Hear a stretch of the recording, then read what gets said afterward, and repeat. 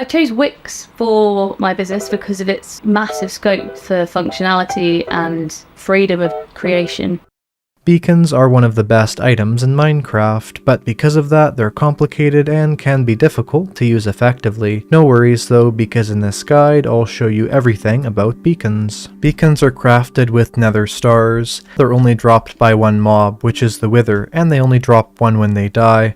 Of course, the Wither's a very difficult mob, which makes the beacon a very rare item to get. And if you want to learn more about the Wither and how to get the nether star, as of course that's basically the hardest part of getting a beacon, I have a video all about that, and I'll have an iCard on the screen right now. This is actually a part 2 to that video, the first one covering withers and this one covering beacons, so I definitely suggest to check out both of those. Alright, how do you craft the beacon? Of course the nether star isn't a beacon, so if we place that nether star in the crafting table, we put 5 glass on the top, and we put 3 obsidian on the bottom. That will give us the beacon. However, if we just place this beacon down on the ground, nothing will happen. It'll act like just a standard block. We can break it with our fist and it will still drop that item, so there's no need to worry about that, but it just won't do anything. So if you want the beacon to activate and have any effects, it has to be on what's known as a beacon pyramid.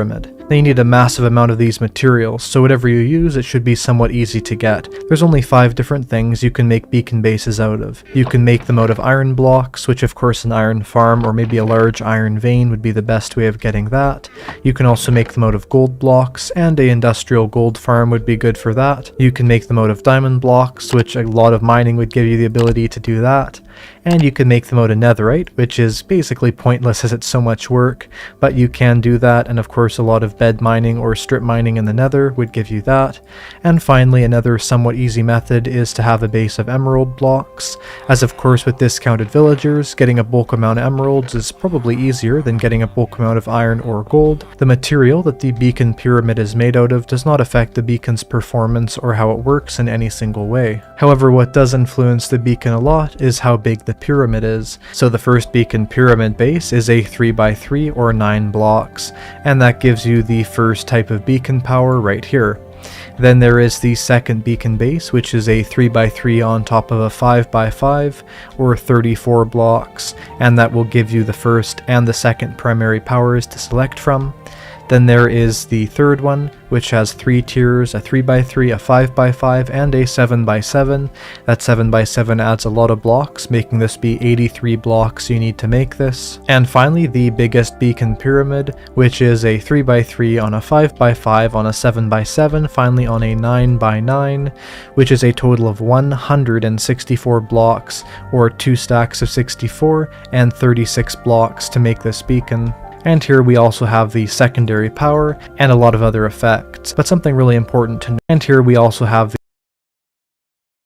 the secondary power and a lot of other effects. But something really important to know is that you can reuse these blocks for multiple different beacons, which can make setting up what's known as a mega beacon be a very good and cheap way of getting all your effects. So for the first mega beacon size, if we're talking about a 6 beacon mega beacon, level 1 is 20 blocks, level 1 and level 2 is 62 blocks. Then the top 3 tiers of the beacon giving us level 3 is 134 blocks, and the total if you're going to build the entire mega beacon is 244 blocks, which sounds like a lot because it is, but that's not even double what it takes to make a singular beacon. And also, as you can see here, beacon bases can be made with a mix of different materials. It does not just have to be pure iron, pure gold, pure diamond, or pure netherite. Enough about beacon pyramids, on to beacon powers. The first question would be, what is the range of beacon powers?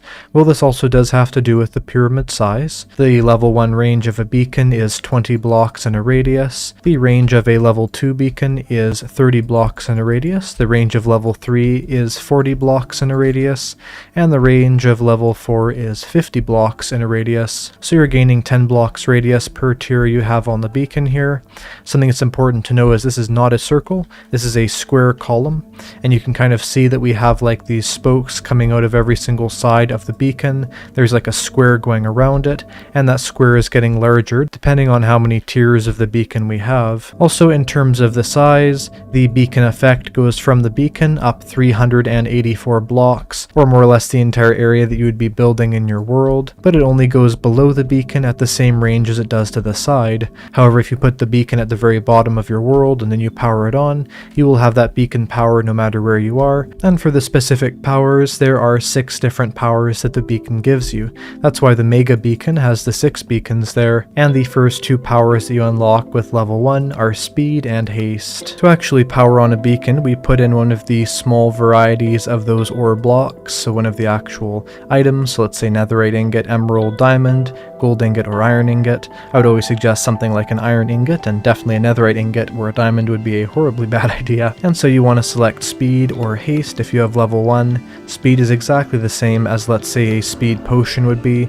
You just walk slightly faster. It is not exclusive to this beacon.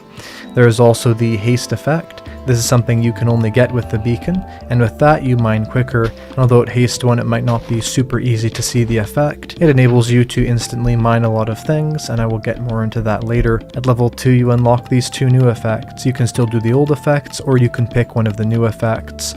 So we're going to pick, let's say, resistance. Resistance is really good, as you can only get it through potions of the Turtle Master otherwise, and more or less it makes you resistant to damage. And the other effect you unlock at level 1 is jump jump boost, which is basically the exact same as a potion of leaping, enabling you to jump a little bit higher, which can definitely be useful for traversing around, especially if you're, let's say, living in a mountainous area like this area is here. At stage 3 you unlock the strength effect. You do not unlock 2 more, just strength, and strength is something where whatever you hit or whatever you're punching, you will inflict more damage to it, and on to what gives you that higher level effect. If you're at the 4th stage of beacons, a lot of things become very overpowered, so not only do you unlock the regeneration effect, but you unlock secondary power, which means you can get level 2 of any of these. You can have speed 2, haste 2, resistance 2, jump boost 2, or strength 2, and of course with some of these like jump boost 2, it can be incredibly better than jump boost 1, or you can pick a primary power and have the secondary power be regeneration. So let's say we selected that and we have regeneration and resistance. Well, regeneration is a great effect because even if you don't have a lot of food, you're still going to slowly regenerate your hearts, which is definitely a very overpowered and good thing, because especially on Bedrock Edition, regenerating health can take a very long time. Friday calls. It's board of wine. Stir up.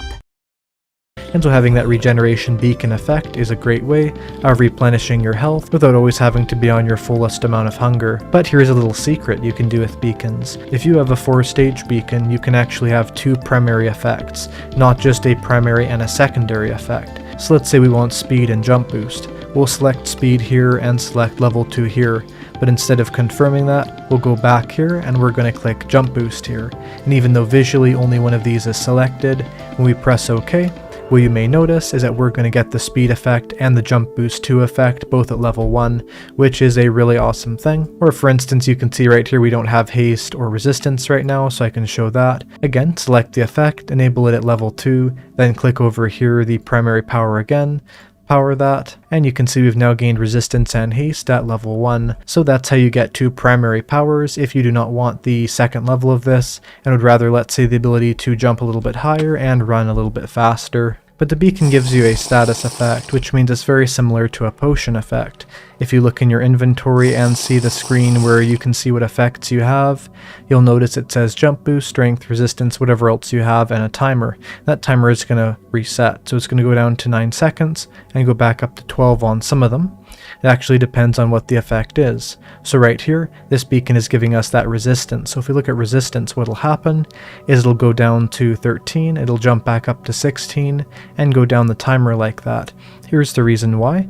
You regain the status effect for 9 seconds every 4 seconds that you're within the beacon's radius, and you get 2 more seconds of the effect per level of the beacon. So let's say we're at beacon level 4. We will be getting that effect for 17 seconds, then once it goes to 13 seconds, it'll give us the effect again, but of course because of delay, and because 17 instantly goes down, then that will look like 16 on here, and it will flip back at about 12. But before we get into more important info about the beacon, what's your favorite beacon effect? Be sure to tell me in the comments below, as of course those 6 different effects do have lots of interesting uses, and also combinations that are helpful. On to another visual effect of the beacon beam. However, even though it is supposed to be a beacon, in the Bedrock version of the game, that beacon beam will disappear from your view only 64 blocks away, so you can't get that effect of going very far away but still seeing that beacon beam rising into the sky. However, even in Java, that beacon beam does not go out at render distance,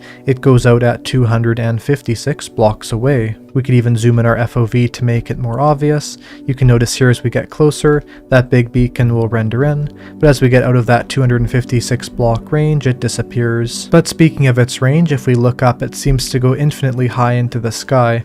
But is that actually true? And you'll notice as we finally get to the top here, there is an end to those beacons. However, it is very far away. These beacons stop rendering over 1,020 blocks away from where they were placed. And that's far out of any render distance, and so because of that, you can have these interesting beacons that go all the way up into the sky, and you can see at the end of them there isn't even sort of a stop of the render, but you can also see it's not a hard limit at the top of the world, because you can see the beacon height of these 2 ones stops here, but if we go over here, there are beacons that are even higher up in the air, and so that is not cut off at a certain level, but it simply goes about 1,020 blocks above wherever that beacon is placed. But just plain white beacon beams can be a little bit boring, wouldn't you say?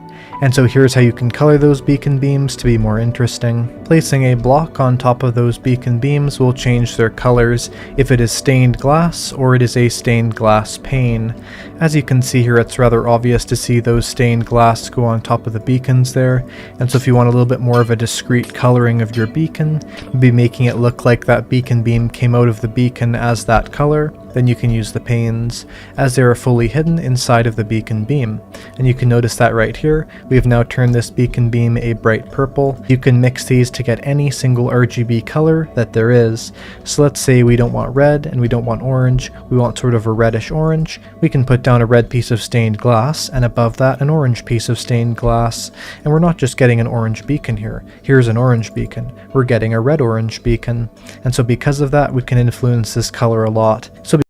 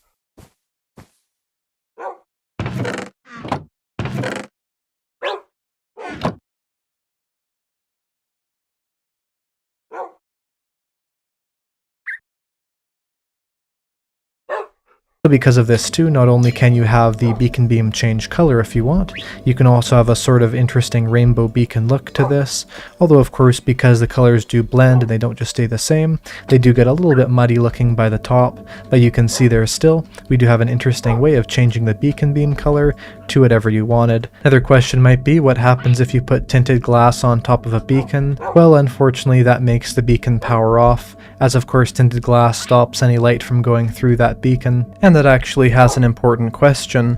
What blocks can the beacon beam go through?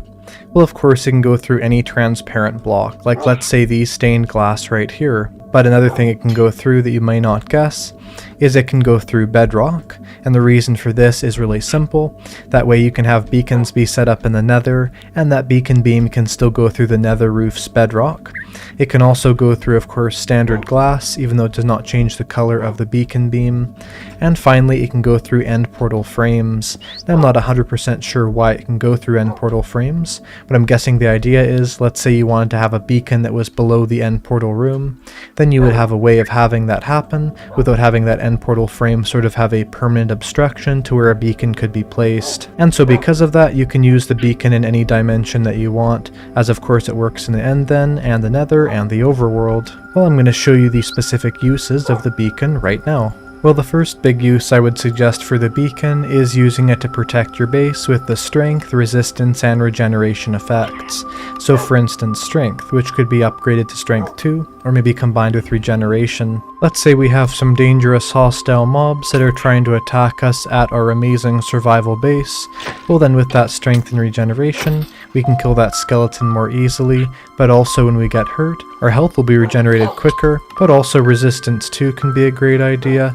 As with the resistance effect, when mobs hit you, you aren't hurt as much, Having extra defense against mobs, I mean that could even be things like the wither if you're doing a wither fight, is always an incredibly important thing to have. But now it is daytime at my amazing survival base, and I have a better use for this beacon, and that is helping you move quicker and more efficiently. So you can use jump boost and jump boost 2 for this, or a good combination as well is to have jump boost and then click here and then click back on speed to have both effects like that, so you can have jump boost and speed be your effects.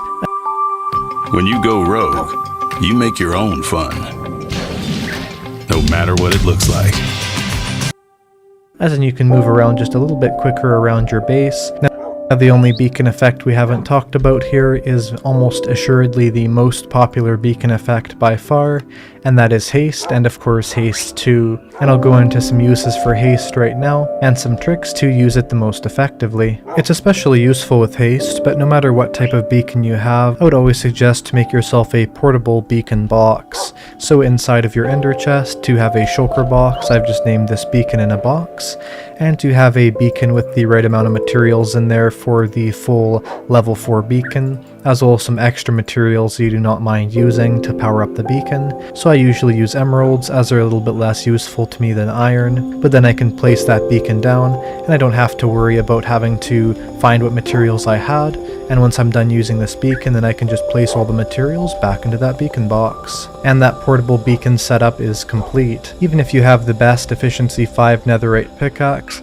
that does not make most blocks in the game be instantly mineable, only upgrading the mining speed to a certain point, but it's still taking a decent amount of time to really mine out anything. And of course, because the Minecraft world is 3D, mining out what would seem like a small space can still entail thousands.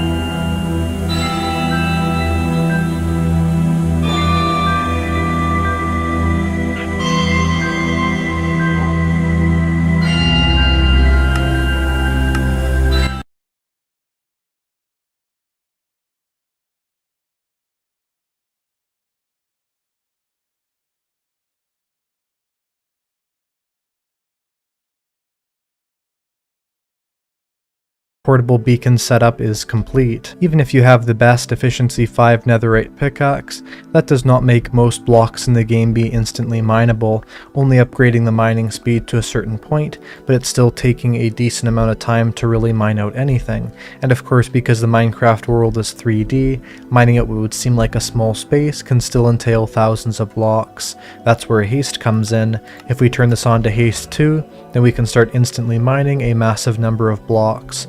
No, it's not every block in the game, but it's a lot that we couldn't before. It's also great for collecting, like what I'm doing right now. I would personally suggest using it in a sort of sweeping motion like I am right now, where I'm sort of spiraling back and forth like this, taking out blocks as I go, then eventually I can go back and pick up all those items, but applying this to different blocks is great. So this is every single type of block that the Haste 2 beacon makes instantly mineable.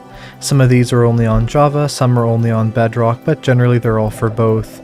The first one is, if you have an efficiency 5 hoe, you can now instantly mine the skulk sensors, which makes it great if you're trying to clear out, let's say, a deep dark biome. You can also instantly mine bookshelves if you have an efficiency 5 axe. And of course, with almost all of these things made instant mineable, you're going to need the best tools to do it. Not in Java, but if you're in Bedrock Edition, then you can instantly mine all types of logs if you have the Haste 2 effect, which is of course incredibly overpowered for clearing out forests. You can instantly mine the polished and unpolished varieties of andesite, diorite, and granite if you have a Haste 2 beacon. You can also instantly mine stone.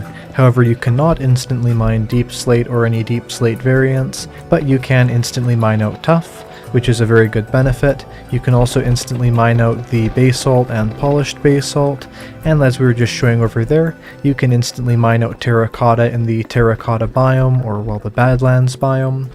Also another Bedrock exclusive, if you're in Bedrock Edition, you can instantly mine cobblestone blocks, the blocks in the stairs. However, of course in Java you cannot do that. Also, you can now instantly mine the amethyst blocks, and blackstone blocks are made instantly mineable, and also good for breaking a lot of things quickly. If you're trying to mine up things in a coral reef, then the beacon is exactly what you want, because you can then instantly mine all types of coral, dead coral, alive coral, whatever you want, which is a very good thing. Nether Ocean block, all types of prismarine are now made instantly mineable, and all types of dripstone are instantly mineable. Here's one Java Edition exclusive. You can instantly mine the pistons, but you cannot instantly mine pistons in Bedrock Edition. You can also instantly mine the purpur bricks, but not the end bricks, so if you want to get rid of a bunch of the purpur, that's good. And finally, you can get rid of the stone bricks with instant mining. And so those are all of the different things that you can instantly mine if you have a Haste 2 beacon. And just looking over all of those, you can kind of imagine all the uses for that. And this is definitely a good reference to know of what items you can get rid of quickly and which ones you can't. I hope you enjoyed that beacon guide, but the real question is, how many times did I say beacon in this video?